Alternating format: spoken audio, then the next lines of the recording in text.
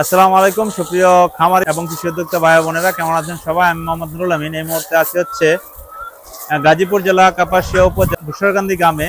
এই গ্রামেরই একজন খামারি আশরাফুল ভাইয়ের খামারে। তো আজকে আপনাদেরকে একটি অসাধারণ টেকনিক দেখাবো। এই গরমে মুরগিকে কিভাবে আপনারা সেভ করবেন। অনেকে অনেক পদ্ধতি অবলম্বন করেন, আজকে একটা নতুন পদ্ধতি আপনাদেরকে দেখাবো, যেটা আশরাফুল ভাই করে ভালো সুবিধা পাচ্ছেন এবং অনেক মুরগির এই তাপ থেকে হচ্ছে মুরগিকে অনেক সেভ করতেছেন। তো আজকে চলুন তাহলে আশরাফুল ভাই কিভাবে হচ্ছে মুরগিকে এই তাপ থেকে সেভ করে সেই বিষয়টা আপনাদেরকে দেখায় এবং ওনার কাছ থেকে জানি।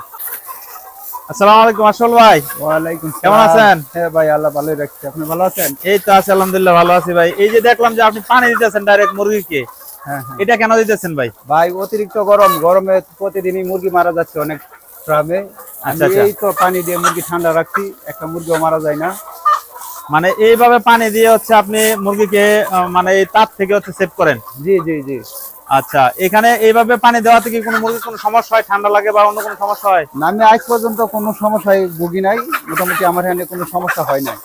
আপনার এখানে কোনো সমস্যা হয় নাই? না না। আপনি কতদিন যাবত এই টেকনিক ব্যবহার করতেছেন? আমি আজকে দীর্ঘ 5-6 বছর যাবত আমি এই টেকনিক ব্যবহার করছি। 5-6 বছর যাবত আপনি এই টেকনিক ব্যবহার করতেছেন, এভাবে পানি দিচ্ছেন মুরগিকে? হ্যাঁ হ্যাঁ। এতে কোনো সমস্যা হয় না? আমি কোনো সমস্যায় পড়ি নাই। সমস্যায় পড়েন নাই? তো এই যে ভিজিয়ে দেন, দৈনিক কয়বার ভিজান এদেরকে? আপনার দেখা গেছে যেদিন বেশি রোদ বা অতিরিক্ত গরম থাকে সেদিন আপনার সর্বোচ্চ দেখা গেছে আমি 2 থেকে 3 বার ভিজাই দিই। এভাবে ভিজিয়ে দেন আপনি? আর খুব বেশি পানি দেন নাকি শুধু হালকা হলে ভিজিয়ে দেন এরকম? না, ও দেখছেন তো মোটামুটি অনেকটাই ভিজাই এলেছি, ওর শরীর একদম ভিজাই গেছে পুরা। মানে এই ভিজানোর মাধ্যমে হচ্ছে মুরগিগুলো ঠান্ডা থাকে এবং তাপমাত্রাটা ওরা হচ্ছে সহনশীল হয়ে যায় থাকে। গরমে দেখা গেছে হিট স্ট্রোক করে নাই, মোটামুটি ঠান্ডা থাকে আর কি। আচ্ছা আচ্ছা। তা আপনি বলতেছিলেন যে 4-5 বছর যাবত আপনি এই টেকনিকটা ব্যবহার করতেছেন। কেউ যদি এভাবে মুরগিকে ভিজিয়ে রাখতে চায় বা ভিজাতে চায়, তাদের জন্য আপনি কি বলবেন? তারা যারা চায়, দেখা গেছে যাদের ফার্মে প্রতিদিনই মুরগি 8-10টা মারা যাচ্ছে, তারা প্রথম দিন অল্প হালকা পরিমাণে পানি ব্যবহার করবে। দেখা গেছে একবেলা, আস্তে আস্তে দেখা গেছে 1 সপ্তাহের ভিতরে তাদের ফার্ম নিয়ন্ত্রণে চলে আসবে। তখন তারা আমার মতন ভিজাবে, কোনো সমস্যা হবে না আশা করি। মানে আপনি যেটা বলতেছেন যে প্রথম দিন হচ্ছে হালকা করে ভিজাবে, মানে আস্তে আস্তে তাদেরকে সহনশীল করে নিতে হবে। সহনশীল করে নিতে হবে। সহনশীল করে নেওয়ার পরে হচ্ছে আপনি ফুললি ভিজাতে পারবেন, কোনো সমস্যা ফিল হবে না। কিন্তু একবারে যদি ফুললি ভিজিয়ে ফেলে তাহলে হচ্ছে ঠান্ডা লাগতে পারে বা ঠান্ডা লাগার সম্ভাবনা আছে। আটকা মারে যেহেতু ভিজাবে, ঠান্ডা লাগার সম্ভাবনা আছে। আচ্ছা আচ্ছা, আপনি অসাধারণ একটি পরামর্শ দিয়েছেন। এই তাপে আমরা জানি যে অনেক খামারি হচ্ছে বিভিন্নভাবে নিপেল করে উপরে পানি দেওয়ার জন্য, চালটাকে ঠান্ডা রাখার জন্য বা খামারকে ঠান্ডা রাখার জন্য, কিন্তু আপনার কাছে যেটা দেখলাম যে আপনি ডাইরেক্ট মুরগিকে হচ্ছে গোসল করে দিচ্ছেন। এতে হচ্ছে মুরগি ঠান্ডা থাকছে, প্লাস হচ্ছে খামারটাও ঠান্ডা থাকছে আপনার চিন্তা ধারণা এবং হচ্ছে আপনার টেকনিক অনুযায়ী।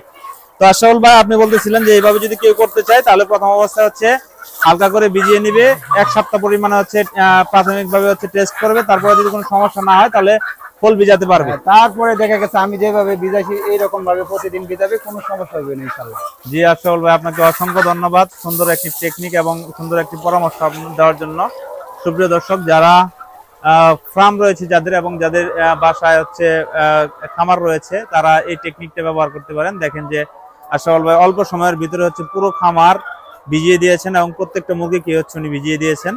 এভাবে হচ্ছে উনি ওনার খামারকে ঠান্ডা রাখেন এই তাপমাত্রাতে। তো আপনারা যদি এই টেকনিকটা ব্যবহার করেন, আশা করি ভালো ফলাফল পাবেন। সবাইকে ধন্যবাদ যারা এই পর্যন্ত ভিডিওটি দেখেছেন। আসসালামু আলাইকুম ওয়া রাহমাতুল্লাহি ওয়া বারাকাতুহু।